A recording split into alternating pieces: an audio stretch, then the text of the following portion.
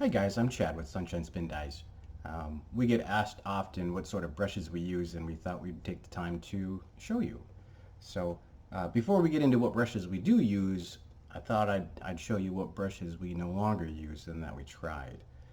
First one, now you could use these brushes depending on the application, but for how we use our brushes and the designs that we create, these don't really work. So as you can see, this is just a sponge brush. Um, you might be able to catch in there. I mean, you see some of the areas that the dye went into. But when we tried to apply it, it came out in clumps.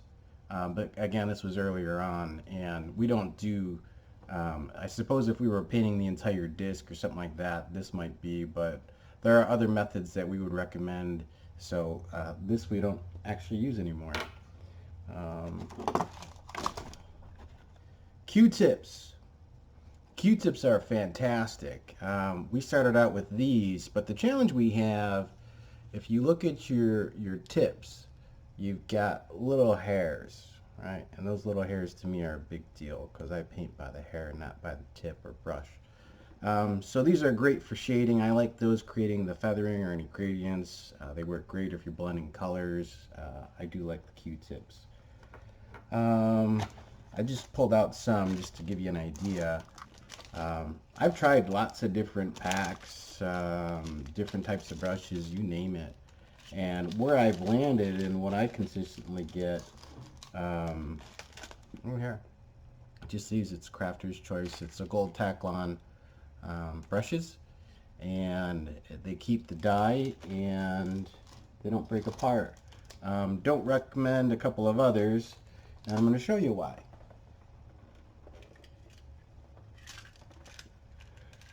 Okay, so these to start, I use these. They're longer. I've got a ruler here somewhere. We'll find that too. But anyway, these I use for centering my disc. They're longer. They have they're wider brushes, so I can maneuver the disc and I can get a grip here. And these say Maestra, 3/8 of an inch. There you go. Other brush I'll show you. I thought that, I don't know why I keep all these brushes, but I have them. I don't use them, but I have them.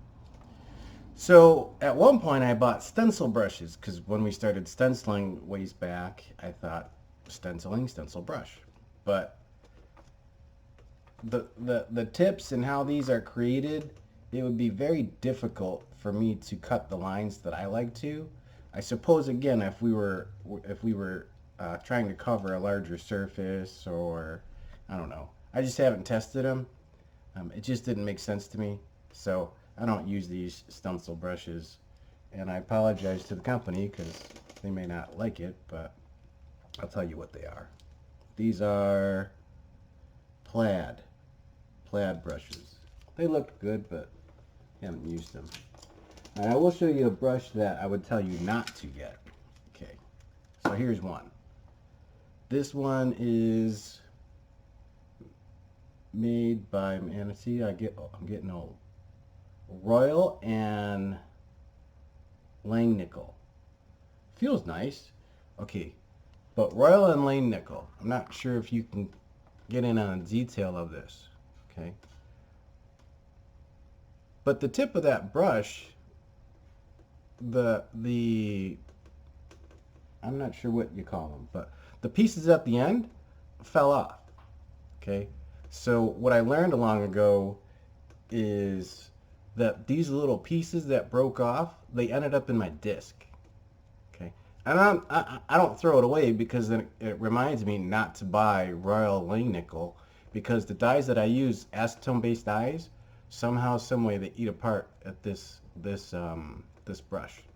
So I don't use these anymore either. There are others. I've got, and you can see this is another one of those, Royal and Langnickel. If you look at the brush, you might be able to see it from there, but I can tell you the tip's broken off. And somehow the dye is eating the bristles, so it's not even a straight line anymore. So again, Royal and Langnickel, I'm sure they're great for other things, and I didn't read what they were used for, but I can tell you that they're not good for dyes. All right, so again, plaid. I'll cover some sizes. Tried these larger brushes, and they just don't work for me. Even this, it looks like a 5 or 6 millimeter brush too. What I typically, not even typically, what I always use, my go-to brush is this 4 millimeter. It's that brand, it's Crafter's Choice. Well, actually, it's the same thing, Royal Langnickel, but this is a Crafter's Choice plaid brushes. So Crafter's Choice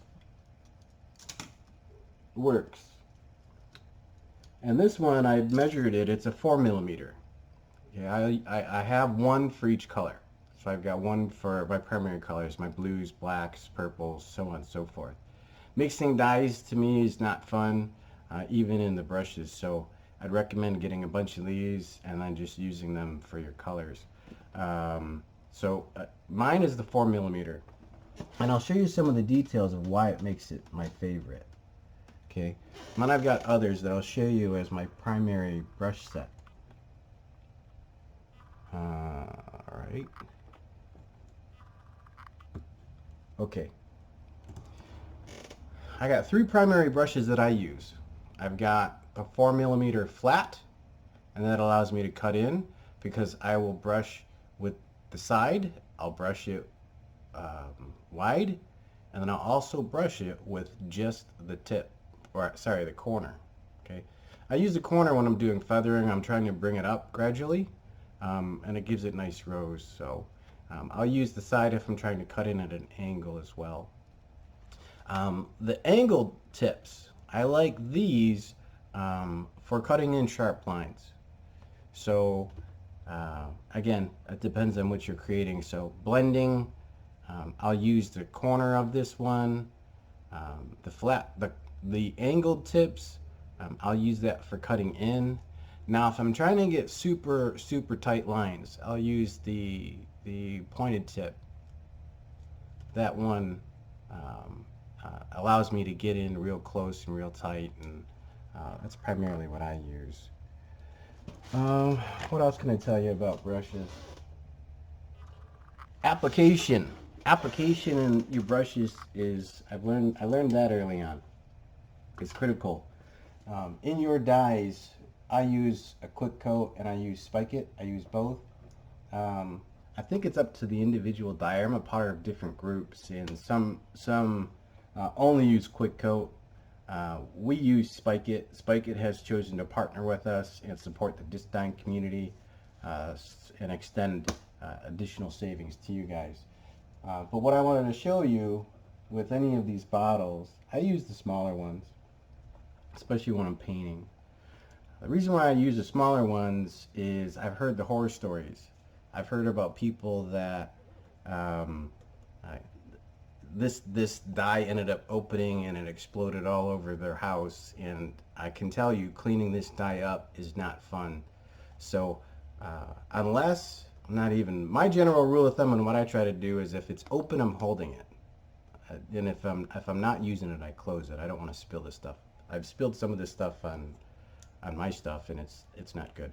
Okay, so this dye, okay, whether you're using a powder dye or an acetone premixed dye, everything that the stuff that gives it the coloring, the saturation, it's on the bottom.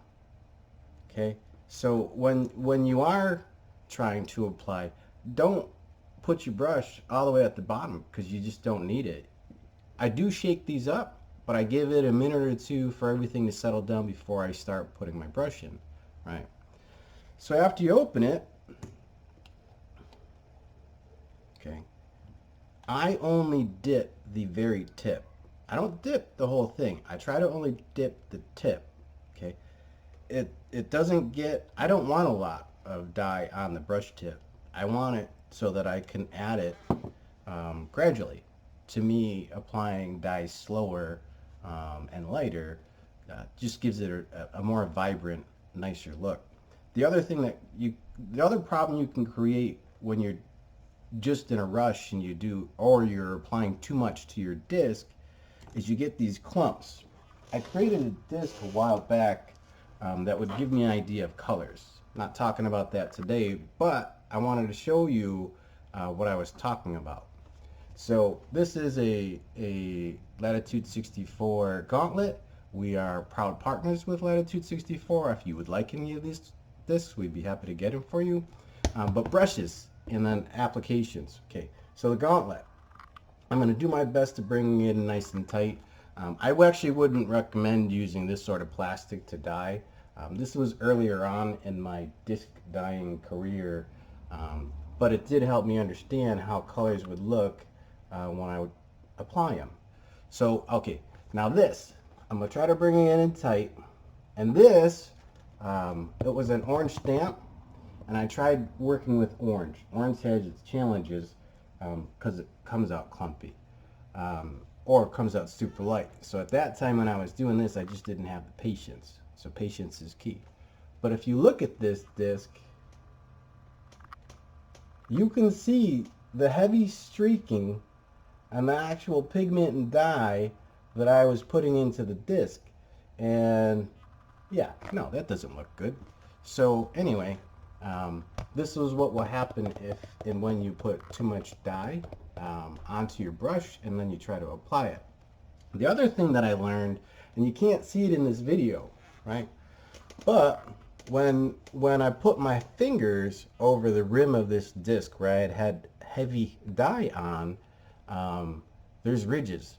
So I don't know what it did to the disc itself, if it would have affected it. I've thrown it and it didn't seem to, but I no longer use this one for playing purposes. Again, I use it for colors. So yeah, avoid the clumps, and hopefully you learned from some of my mistakes, and that gives you a little bit of an idea of what sort of brushes to use. Again, Crafter's Choice Golden Taklon, my go-to brush, and hopefully it works well for you. There's others that are included in the packs. If those brushes help you create whatever you're creating, then fantastic. But the smaller, tighter lines and how we create our designs, that 4mm one would be the go-to one. Hope you enjoyed the video and you got something of value, and good luck with your designs, and have a great day.